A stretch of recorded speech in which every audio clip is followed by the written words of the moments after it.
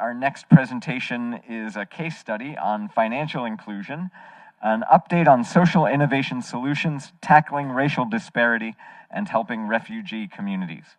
For that, we have Dr. Jeffrey Robinson, the Provost and Executive Vice Chancellor at Rutgers University in Newark, and Lead Fellow at the Center of Excellence for Innovation and Incubation Center at Filene Research Institute. He's done extensive work in this area and will share that case study with us. He'll then be joined by Angela Weekley, manager of the Community Inclusion at Veridian Credit Union in Iowa, and Hazelmae Overturf, Chief Impact Officer, who's traveled to us today all the way from Kauai, Federal Credit Union in Kauai, Hawaii. Aloha. And with that, I will pass the baton to Dr. Robinson. Good day, everybody. It is wonderful to see you all, and I understand there are a number of people joining us online. You've heard a little bit of an introduction to some of the work that I do as what's called a Filene Center of Excellence Fellow.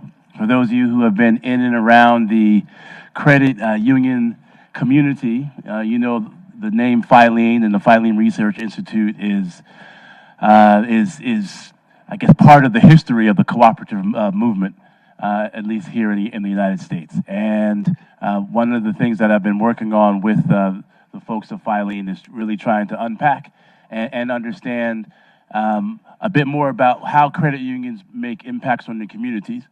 And so I'm going to give you a brief primer on that, and then and an overview. And then I'm going to turn it over to two folks who I've seen in action, presenting what's happening on the ground, two wonderful case studies. So that is the process we're gonna take. But just before I launch into that, I did want to thank the folks at the UN FCU for putting together this summit and all the organization that goes along with it. But all the instructions worked very well. I got in and I was here on time, so that's a lot, as I know this building can be. So I have some slides prepared. Okay, I see they have popped them up on the screen. On the next slide, I'll give you a little snapshot of our Building Blocks of Credit Union Innovation report. This is a report I prepared with Dr. Stacy Duros from Filene. The two of us started to think about what credit unions do, how they do it, and in particular, how that interfaces with the communities that we serve. On the next slide, I'm going to give you a QR code because lots of folks want to see this report. If your credit union or your organization is already a member of Filene, you can download the full report. If not, you can still get a summary, and the summary is actually pretty good. The report was released last year, and I'm not going to go through the whole 30, 40-page report, but there's one particular piece that I think is relevant to what we're talking about here. When we talk about innovation, everyone's always thinking about technology innovation, which is certainly a big part, and technology can be used to do good things. But I wanted to focus on something that many of you may know of called social innovation, and think about how credit unions can use that, or in some ways go back to using social innovation as an approach for addressing needs in communities. And so what you have on the screen now is what I call the superpower of the credit unions. But some credit unions have forgotten about this. The cooperative movement, which includes credit unions, savings and loans, and other forms, was designed to bring together communities for and people in the communities for the common good. Again, that term cooperative. It implied at the beginning that we were coming together for mutual aid. And, over time, things change. Particularly here in the United States, we get caught up in a banking system that has different incentives. And then those different incentives lead us to act just like other financial institutions, and that was not the intention. So in order to try to frame that in our report, we try to get graphical with it, and what you see there is a wheel that constitutes some of the building blocks of innovation, which is based upon some things that have taken place in some other genres of research. But we apply it here for credit unions to highlight that by rearranging some of those blocks, you can solve different kinds of problems. And when you include, for those of you looking at the slide, those darker green areas there where it says social innovation, now you're actually doing something that has a direct impact on communities. The other, just for balance, just to give you some other aspects, we do think about business models. We think about member experiences. We think about the value propositions. But this wheel would not be complete for credit unions without the social innovation blocks. So on the next slide, we started to think about what those aspects might be. Well, these are things that are going to sound familiar. Some of the things you've already heard at this summit. What about economic inclusion? What about community partnerships? What about microfinance? Some of you know from Dr. and now Prime Minister Muhammad Yunus. Microfinancing as a tool, as a block of innovation. And so what we propose in the paper, and again, what we see as some brilliant examples, and you'll see some here today, is that when you start to put those as some of the building blocks into your conversations about what your credit union is going to do, how you approach things, and the thinking about the outcomes, you start to address problems that are very important for all of us to address. And on the next slide, since we're here in this building, I wanted to make sure people recognize that these terms that we use here, sometimes in the United States, we sometimes lose sight that they connect to a broader conversation that's happened globally around sustainable development goals. And so specifically, goals 1, 2, 3, 5, 8, 10, 11, all connect to the things that I have on the right around economic inclusion and community partnerships and working with small businesses and individuals in terms of their financial and economic development. So what does that lead us to? Well, it leads us to thinking about, on the next slide, how those blocks can be rearranged to address particular problems in the communities we serve. And so I'll give you some general comments on that. Certainly feel free to follow the QR code and look at the report or the summary of the report to get more details about how these things work or how they could work. But I think the summary, which is on the next slide, is what can credit unions do? If you're looking to take this approach, and Hazelmae and Angela are going to talk about that, the question would be, what is it that you can actually do? Well, first of all, you got to connect with your business community. Connecting with your business community helps you to address some of those small business concerns. And small businesses have a great impact on the who's getting hired and the needs that are being addressed in the community.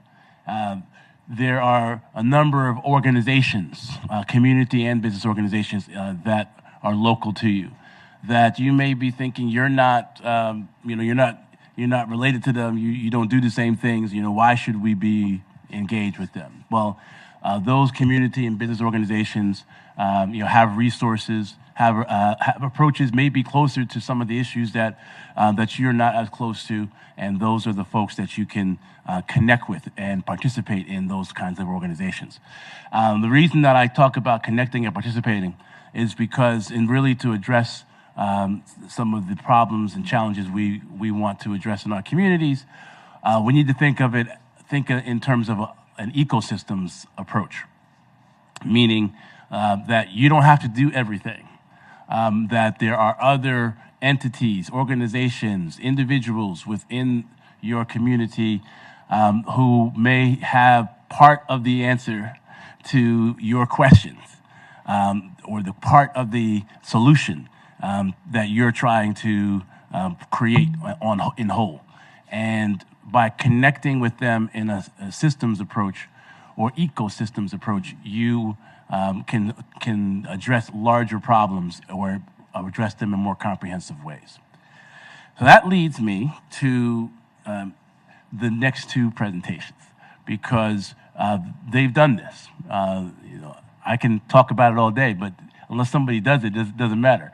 And I think they're shining examples of how we can collaborate within communities to do it. They were part of our racial economic equity incubator.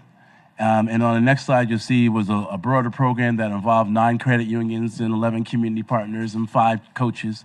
On the next slide, you'll see a picture of the coaches, and I want to also shout out the 2 foundations, 2 organizations that gave some of the seed money that allowed some of the projects to take place, so Target Foundation and True Stage. But let me quickly introduce on the next slide the 2 that we're going to see today. So I'm not sure who's going first, if we got Hazelmae going first or if Angela's going first. I've got Angela going first in my order of operations. All right. Up to you. So go back one, and I'll just set it up that what you're going to hear is the combination of a credit union with community organizations to address something that was happening in their communities. So you have Kaua Federal Credit Union along with Hawaiian Community Assets. And so that was in Kauai. And then in Waterloo, Iowa, you have Veridian Credit Union along with, I call it the Coalition of the Willing. Well, she's got a lot of people there. You'll see her from Habitat. You hear from the House of Hope. You hear about 24/7 Black. And I think there's probably 3 or 4 others that she's combining with. And again, to make some specific outcomes in Waterloo, Iowa. I'm going to turn it over to them, but just know that what they are doing is not easy. And it's easy for me to show a nice picture and say this is what you should do. But I want you to listen to the intricacies, and I want you to also understand the amount of work that it goes into forming these kinds of cooperative agreements and collaborations and coalitions to make some positive social impact. And now to our speakers. I'll just jump in very quickly before you get started, Angela. I would guess there are probably some questions for Dr. Robinson. We'll take those. I'm going to gather all the questions together and get to them at the end. I want to look at the case studies first. So if you have questions for anybody who's speaking in today's panel, please feel free to drop them in the chat, or if you're here in the room, scribble them away.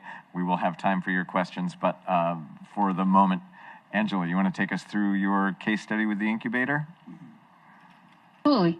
So, good morning from the state of Iowa, where you can have spring, winter, fall, and summer all in the same day. That's what we're experiencing here. We're not quite like Arizona, but that has how climate change is affecting us, is that we have all seasons in one day. So it started off as winter. It's warming up to spring, and then it'll be fall in the afternoon, and it'll be summer in the afternoon, and then it'll get to fall. Craziness. Thank you for letting me join you virtually. I'm excited to share this today. My granddaughter turned 13, so I couldn't be in New York because she wanted to go to school and hang out with her friends, but she wanted me to do her hair. So, long story long. Let me tell you a little bit about why we embarked in this journey with Filene. Waterloo Cedar Falls was deemed as in the top 10, the #1 worst place for African Americans to live in the country. And so Veridian said, hey, what can we do about that? And so we started partnering with people throughout our field of membership. We started partnering with people to see how we can make a bigger impact. And so we had all of these programs that we were doing kind of in silos. So we have a program that we do called Money Moves, which gets people who are not quite ready for home ownership, but like they just really need to understand how to bank, right? So helping people become unbanked or underbanked into understanding financial systems, and it's got a match savings component. We also had an IDA. I don't know if you guys are familiar with AFI IDA that used to have some federal funds that came along with that. That ended under our previous administration, and Veridian decided that it was still important, so we continued to do that, and we just revamped the IDA program, which is an individual development account, to like, hey, how can we address barriers to home ownership? And so we use that with some of our partners. What we found is that doing those things in silos allowed us to make a change. So we went from number 1 to number 6. Which we thought was still not enough, right? So because we're still in that top 10. And so Filene gave us the opportunity to say, hey, how do you look at this from a bigger scale? What do you need to hone in on, and what can you do? Because we were doing things with House of Hope, which is a transgenerational house for women and women and girls aging out of foster care, where they pay rent and they have some type of financial services to get them into stability, right? So we did a program with them called Driving Hope. So one of the barriers that we found was that like people couldn't get jobs that they could walk to that would also then make it so they can be financially stable. And so one of the things that we did is we looked at how do we double collateralize a loan. So the House of Hope has a CD on file, and then we do a loan for the member. And it's a loan that you might not be able to do. I can tell you one person that we did a loan for, their DTI was 86. They had a DTI of 86. 0 of us would give that person a loan with an 86 of DTI. However, because it was double collateralized and she had the support of the House of Hope, not only did she get a car, get a better job, but she paid that loan off early. And so we were able to then cycle that back in to use it for someone else. Her DTI decreased almost immediately. Just to give you some examples, those are the things that we were doing in silo. Fast forward, the incubator, we came in and said, hey, how can we focus? How can we narrow this in? How can we bring it to something that is achievable? And so by going through them, we decided to focus on African Americans because we know that a high tide raises all boats, right? So if you push that tide below the lowest boat and push it all the way up, then you're able to then impact other communities as well. And so we decided to focus and say that all African Americans in Black County will be liberated to have financial stability and build wealth. We knew that as Veridian that we were partnering with all these organizations, but how can we get them to talk together? So we brought everyone to the table. So as you can see, what they call it the coalition, but we had 24/7 Black, which is an organization that came out of that 24/7 Wall Street report that said that Waterloo was number 1, to focus specifically on Black individuals in Black Hawk County. We worked with Iowa Heartland Habitat for Humanity, the House of Hope. And then we were like, we need to reach back and not only work on like, here's the problem now, but how do we keep the problem from happening? So we worked with Tri-Pie Bakery, which is a program designed for young women to get some financial stability before they go into the real world. So they do that by running a business while they are still in high school, where they actually bake pies and sell them, and they learn about a lot of different financial processes then. And then we've also brought on the city of Waterloo and Waterloo Housing Authority to kind of help with some of those things. And what we did is we developed what we are calling Achieve, which is a financial empowerment program. And so the thing that makes it different than just all of us working together is it streamlines the approach and allows people to find the stability through entering at any different point along the way. So they may come to the Heartland for Habitat, Iowa Heartland for Habitat, and it's not the great start. But Iowa, because we have this intentional partnership, they may be able to get them with 24/7 Black and get them into home ownership. So just to give you some examples of how this has worked very, very well, I'm going to tell you two stories. I'm going to tell you a story of a young lady that we all worked with prior to coming together. And she was working on getting a home. She became unsheltered at one point in time. And so she was at the House of Hope. At the House of Hope, then we put her in touch with 24/7 Black so that they can start doing some financial education around home ownership. She then also got into our Money Moves program and did our IDA. All of those things happened over different times, and we weren't working together, but we were working with the same individual. Took us 6 years to get that person into a home. I'm going to tell you another story. A young lady by the name of Sasha. Sasha is an ALICE participant, which is asset limited, income constraint, and employed. She has a master's degree. She works in social work. She pours back into the community. However, she wasn't making enough money, or her DTI was not. Her DTI was too high to be able to achieve home ownership. So through 24/7 Black, with Iowa Heartland Habitat for Humanity's Blueprints program, which is a program that is designed for people who don't qualify for traditional habitat, and then with the Veridian IDA program, we put that all together. We worked with each other together and her simultaneously and got her into a home in 6 months. So imagine that shrink in 6 years to 6 months and being able to get people off the waiting list so that we're able to help more people quicker and faster, and then we're able to impact that number. So far, this program, by working together, we have gotten 30 people at the end of 23, we had gotten 30 people into a home. We had 71% of the participants increase their savings or decrease their debt. We helped 7 women get into our Driving Hope program and get some sustainable income.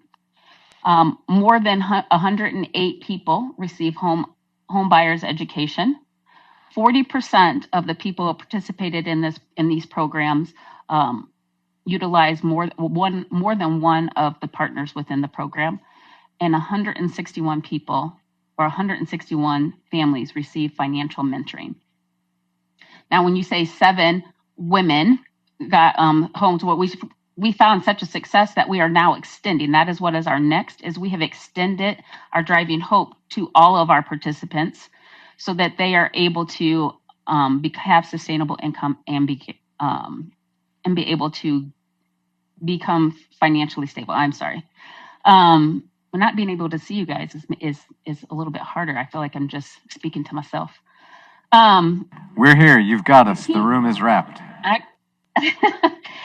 The key components for this to be impactful was, one, is that we needed to keep it community centered. One of the things that Filene asked us to do is make sure we engage with those participants. And then we're not just making up programs and providing resources that aren't needed in those communities. So we dove really into the African American community in Waterloo, Black Hawk County specifically, by going to them or working with our partners who already had African Americans engaged. And we surveyed them, we interviewed them, we found out that we were on the right path. Home ownership is what they all want and what they will need so that they can build that wealth.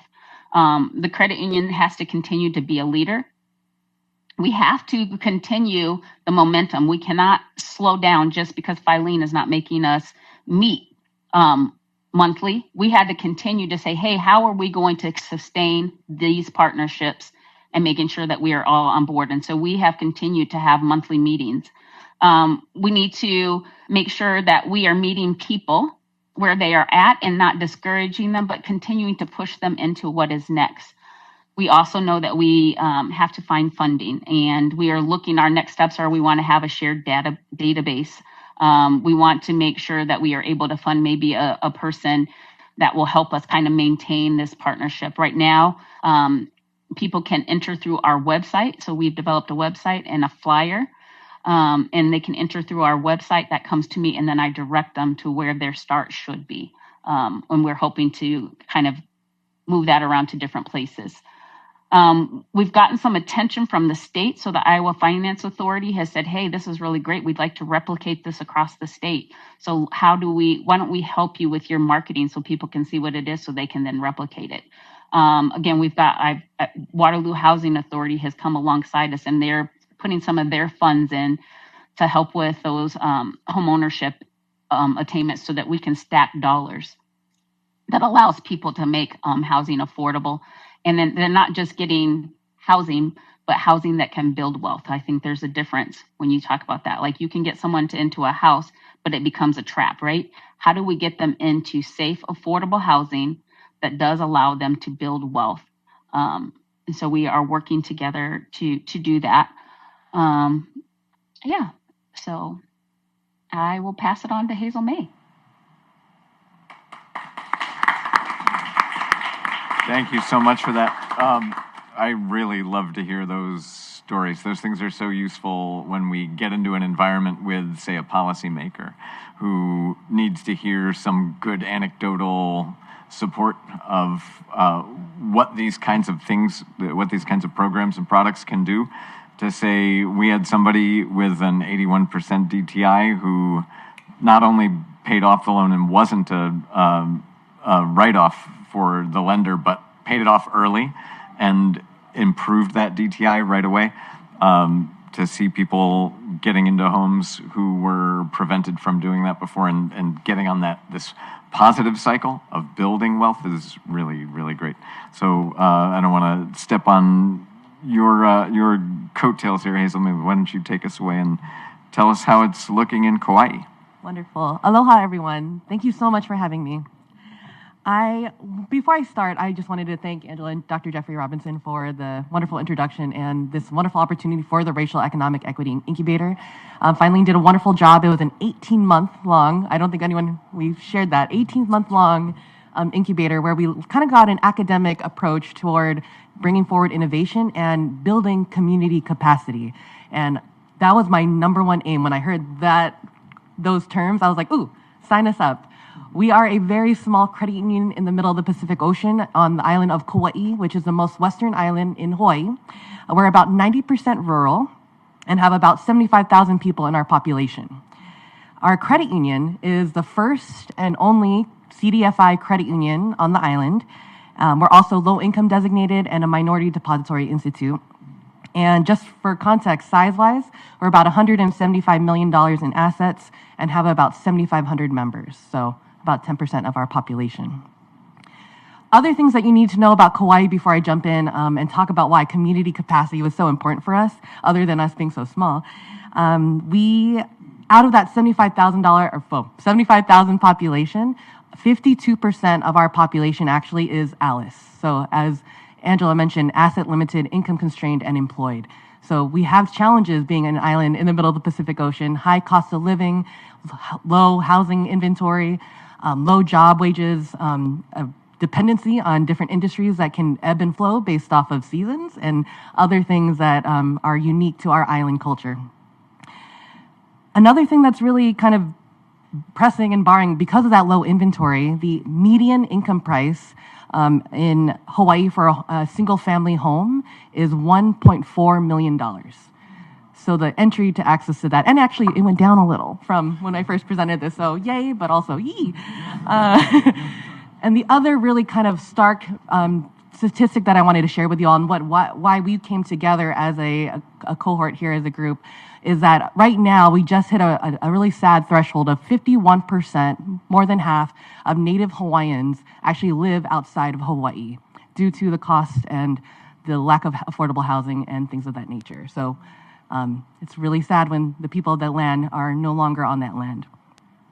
And so when I heard community capacity, we actually were already starting, similar to Angela, with other nonprofit groups and other organizations to kind of build our own capacity as a smaller credit union. We wanted to stand up financial coaching, and that's how we got connected with Hawaiian Community Assets, a wonderful nonprofit organization that serves actually all of the Hawaiian Islands that focuses on financial education and coaching, specifically for building generational wealth through home ownership. Initially, they started off working toward really supporting the Native Hawaiian community, but has expanded since their inception about 20 years ago. And we saw them as just, the experts in what we wanted to do to build more of that opportunity to solve a really major problem, which is the lack of affordable housing on Kauai, and also that outward migration of the Native Hawaiian people. And so when we joined together, we actually had, through the incubator, 18 months long, like an opportunity to really dig into our community and learn about all of these different things. And what we realized was that there's a lot of external environmental factors that actually also impacted what the day in the lives of a Native Hawaiian person or even a local person on Kauai. And so as we went through our journey, we knew though that our number one opportunity here was to prevent that outward migration, to make sure Hawaiian lands stay in Hawaiian hands. And through the opportunity for generational wealth, we knew we weren't going to solve that. Like, if we solved that, I think we would be much bigger of a credit union and, like probably talking on the UN stage, probably. But we knew that there were small things that we could do on our scale, even with our, opportunity to grow our capacity with a partner here. And we actually decided through this process and all of this learning to focus on 2 pilot programs. The first one was a down payment assistance program, which helps kind of ease the entrance to that barrier of access to housing by partnering our credit union. We're currently a member of the Federal Home Loan Bank of Des Moines, and they offer a first-time home buyer program called Home Start, and also specifically a Native American Home Ownership Initiative, NAHI. And we started that program, and knowing that we had the counseling that's one of the requirements from HCA, we knew that that could be potentially a pipeline for us to actually really make some deep impact for our community.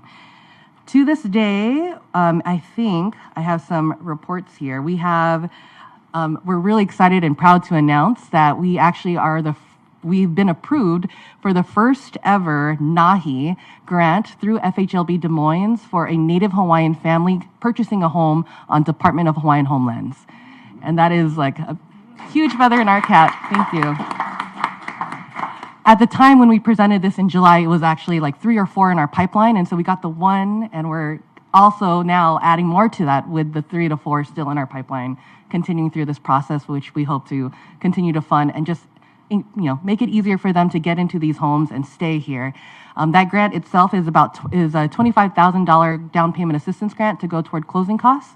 And it's been super impactful seeing that family and being able to work with them. It's a kind of arduous process, but we have a community impact team that provides that technical assistance to be able to make sure that they get the grant. And I have to admit this, we actually aren't even doing the loan product, the mortgage.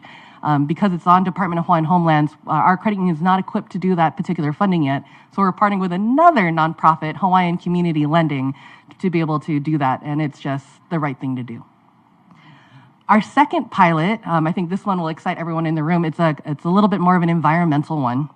We saw a huge barrier to actually even just home improvements in your homes due to a 2050 mandate in the state of Hawaii. We have a problem with cesspools. And I smile and laugh because every time I talk about this, one, I've had to learn so much about it. And now I'm sure all of you will actually probably Google it later. But a cesspool is, with the lack of infrastructure of indoor plumbing, there's holes in the ground where all of your wastewater goes. And on the island of Hawaii, it just unfortunately leaches into the ground and impacts not only the earth and the Aina, but also the oceans. And so I'm glad there's a mandate, but it's also something that doesn't have a lot of infrastructure or support yet to continue to move that effort. And the cost, unfortunately, continues to go up. And so right now, and it's important for us to look at cesspools to septic because of this mandate, they actually also have created some punitive, barriers to home improvement. So in order to get a permit to put up a wall, to build an extra room in a family home in case you want to bring in a family member, because multi-generational living is very prominent in Hawaii, you have to have a septic tank converted. You can't build a window, you can't convert a garage or build an additional dwelling unit or an accessory rental unit because of this barrier. And it's right now on average a $40,000 to $60,000 cost. So it's pretty wild. So in order for us to kind of help with this particular problem, our credit union created a specific cesspool to septic loan. Some of the details of that is you get deferred payments for up to 6 months, and it's because we knew through our research that grant funding is available either through nonprofits or our local government or even the state government. And so we knew that by deferring those payments, people have the opportunity to go through the process, get the blueprints or the papers, everything that they need to do, find a lender, find all of these opportunities, and be able to convert and get the grant funding to cover some of those initial costs. We also provide, it's also UCC.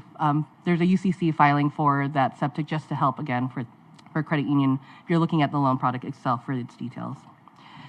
During this time, we knew that grant funding was coming available, and it did actually come available for the County of Kauai. Thank you, County of Kauai. And we were waiting for it for quite a long time, hence why we did the 2 pilots. But we were so excited that when they opened up their grant funding, they had enough for $20,000 grants, completely free and clear for anyone who would be approved for the grant itself. They had over 400 applicants for this first initial swath of funding, hoping that will continue to lead to future funding opportunities for our folks. And we provided, as a community impact team, again, that technical assistance that can help bring and bridge the gap of getting people through that application process, which is a little bit of a barrier. And then hoping that in this case, we do have a loan product that will be useful for them as they work through that journey. In the time that we've had since we presented in July, I mentioned the grant became open, so we were able to help over about 20 people actually go through that process of that 400, and we have quite a few number of inquiries for the loan. They haven't announced the winners yet, and so we're looking to see what that will look like in the near future. And I think that's everything for what we're doing, and I just wanted to point out one of the things that I've learned in this process from a community partner's perspective is, yes, I mentioned Federal Home Loan Bank of Des Moines, the Hawaiian Community Lending for the mortgage on the other side, Hawaiian Community Assets, of course, with the financial education and the partnership there. We've also partnered with our local government, of course, in order to make sure that we're aware of some of these opportunities out there. And then other groups that we're also starting to dive a little bit deeper into is that because that cesspool to septic conversion is so expensive, one of the highest costs of that is labor. We fly over quite a few people from different islands in order to do any construction on the island. And so we actually found a nonprofit, a Native Hawaiian nonprofit focused on building construction work skills for Native Hawaiians and also women. It's a beautiful program. And because of this, incubator, they are all starting now to look at getting them trained on being able to do those septic conversions, hoping again to lower the cost overall and to make that entry a little bit better. Yeah.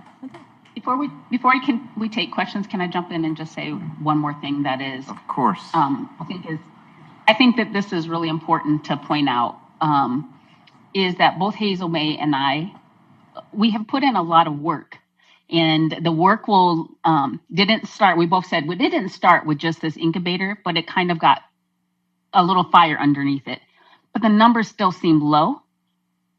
But the numbers seem low, but they're so impactful to these communities, as you all were talking about before, the communities that are in the most need, that are often forgotten, right, or looked over. The numbers might be low, but they're so impacted. We're impacting entire families. And one of the things I didn't say, so we were number 1. We're now number 8. We're number 8. Well, which is something to celebrate in Waterloo, but not, because we don't want to be on the list, right? We want to be number 50. But we're working on it. So I wanted to say that. I wanted to also say that Hazelmae mentioned that she's a smaller credit union. We are a $7 billion credit union that is approaching $10 billion. We are a CDFI and a low income designated credit union too. So it doesn't, size doesn't matter. It's are we people helping people? If we are people helping people, the size of your credit union does not matter, because there are resources and opportunities for you to partner and learn from each other so that we can continue to do what the people who were in the basement, the German immigrants who came over and said, let's do this, we are able to do that. And then I'll get off my soapboxes, but it's less about how, and then going back to why. Why do we exist as credit unions? So then how do we show up as in our why? That's a great thought to transitions, but on your one point that even if the numbers are small, the impact is very high. There's also a question of momentum and getting out of these vicious cycles that can so often crop up in disadvantaged communities, and putting enough energy in to invert that into a virtuous cycle, which I think is probably what we're seeing beginning here. So I'll be very curious to see, as you move out of the incubation phase and these things go on, what things look like in a little while. But my first question is a little bit on that momentum piece, but the refrain I heard in both stories, what jumped out to me at least, I'm sure there are other questions people are formulating in the room and remotely, but I want to talk a little bit about the power of partnerships, because that really, we have great research informing the development of these programs, but really both of them depend on this daisy chain of different organizations who are coming in some cases multiple organizations for a single loan. I'll kick it out to both of you, one to speak of the power of partnerships generally, but on the momentum question, now that you're past this initial phase, do you find that you're instigating the conversations with these partners, or do they come back and talk to you about some of these things to say, hey, when are we working together on the next thing? I'll start with Hazelmae. That's a great question, Patrick. Thank you. First and foremost, I didn't give a lot of context around our approach, because we were partnering and working with Native Hawaiians. There's this huge opportunity, as I think we're all going to kind of hear, probably I'm going to guess Angela's going to talk about the nature of trust. The trust in communities to be able to do this work and to be able to be boots on the ground in them, to be able to learn and to hear. And so when we approached this work, we actually went back into the past. And I really appreciated that history lesson from my colleagues at Hawaiian Community Assets. And it's actually something that we continue to look at as a credit union, as a guiding principle for why we do the work that we do. And it's actually a historical ancient Hawaiian land management system called Awopua. And it basically follows the water from the highest of the mountains through into the ocean. And in that, the Native Hawaiians knew that by capturing that and knowing at the different stages of the different parts of the island, there are different needs for the land and the people. And they were able to organize themselves, whether it was agriculture, whether it was where their villages and homes were, or whether it was where they hunted, whatever the case may be, or fished as they get down to the ocean. They knew that they needed to organize themselves in that way, so that way everyone could thrive, and also that the land was honored. And so I think we brought that really forward into our work. And also in a collectivist society, as the Native Hawaiians were and continue to be, there's a concept of hukilau, which I'm sure many people may have heard, but it's the fishing with the large nets, where you need many people in order to capture enough fish to feed the village. And so a lot of those were guiding principles as we thought through, how can we, one, enter into these communities, especially us as a Native CDFI credit union working with a Native organization, and ensure that there was trust built, that we were in this with our hands together to do this work. And I think the momentum now, I think because we have done this work, there has been a mutual understanding, and still, though, I'll be quite honest, a hesitation to have others join us or be a part of this, but that trust has to be built in order to continue being able to do this. And that's something that I'm seeing, both one where we can't push down, we can't let off the pedal, but we also are finding people that are seeing that and appreciate that and know that we're doing it with the right mind and the right heart. Thank you.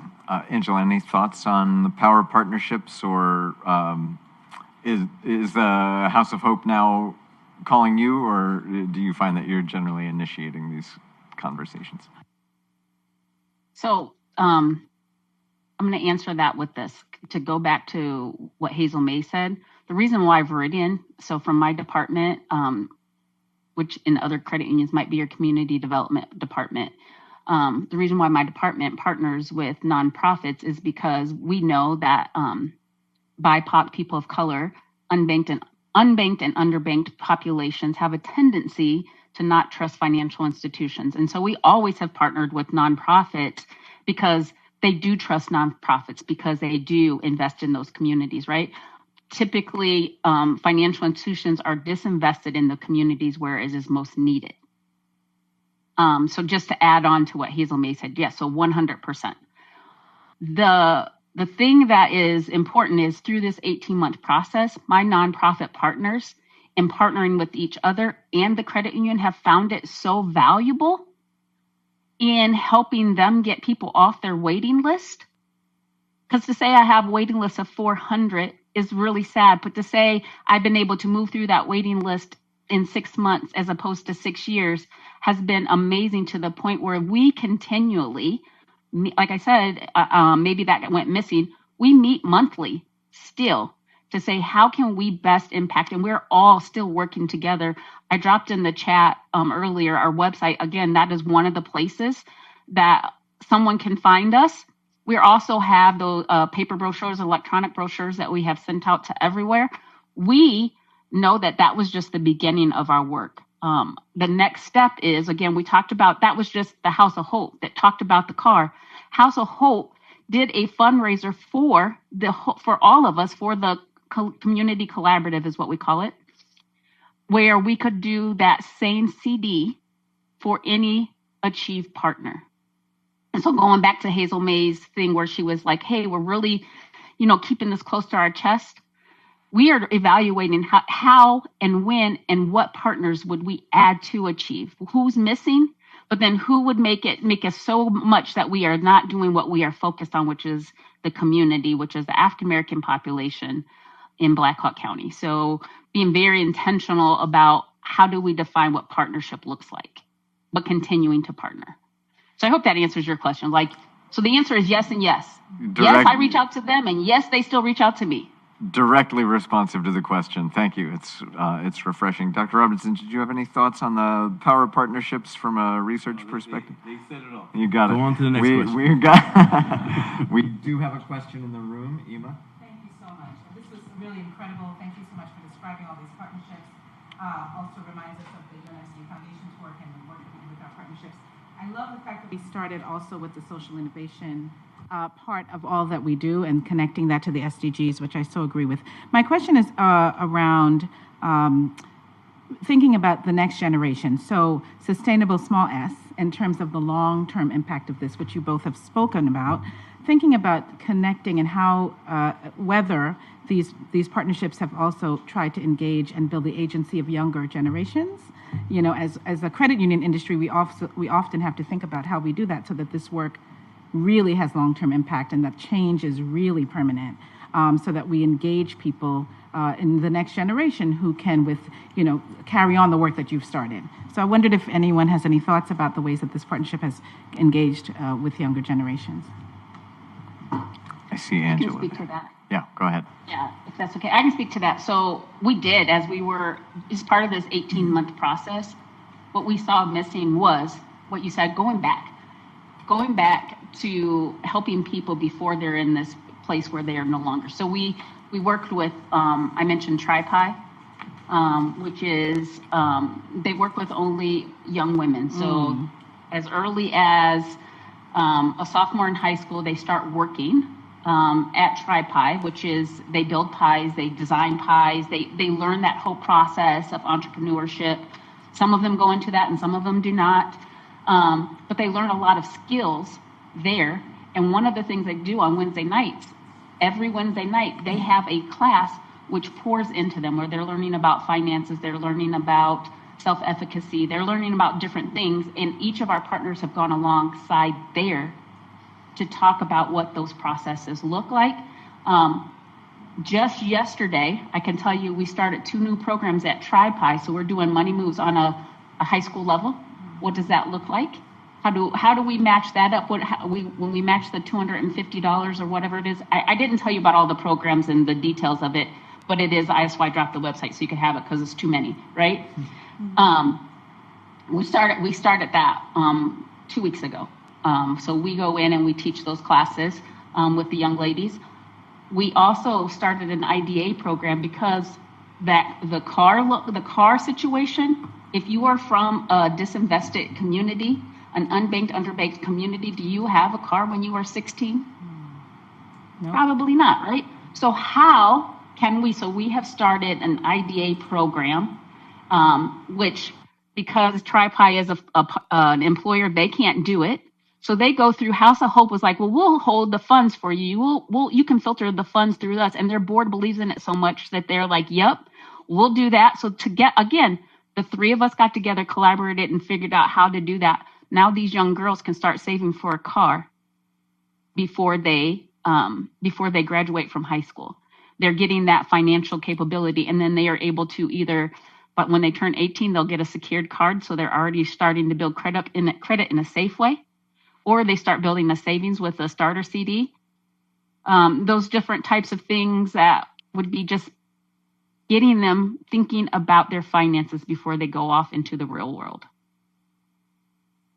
It's a long answer, sorry. I don't know how to be quite short. No, yeah, awesome, Angela. So I'll be completely transparent because this was our pilot and we're a little bit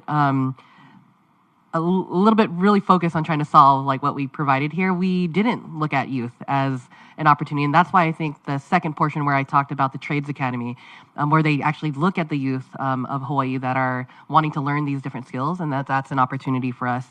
And it was a heavy topic during our strategic plan in July, and so, or August, whenever that was. And so it is something that is on our roadmap to consider, especially using the skills and tools that we've learned through this incubator.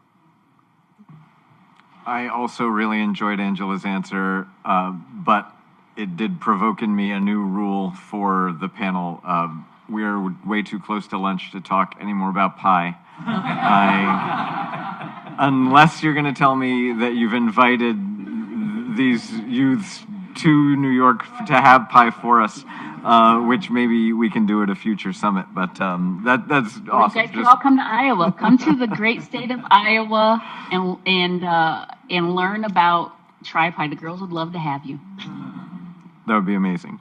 We got another question from somebody in the chat who seems to me they're thinking of really the next level here. I think it's a good question for the end of our time and to sort of get us thinking about where we might go. All of these things are good and momentum is good, more of the same, but this would sort of step it up. So here's the question. Is there any data on whether it would make sense for credit unions focus not just on partnering with community or nonprofit organizations on social outcomes and community impact, but actually having those organizations choose credit unions as their preferred banking partner over the long term? That is, as opposed to a commercial banking partner. Are the organizations Veridian or Kauai worked with using your credit union for their banking at this point? I guess we'll start on the data piece. Do we? The answer is I haven't seen any data like that. I mean, it's an interesting idea and interesting something to study.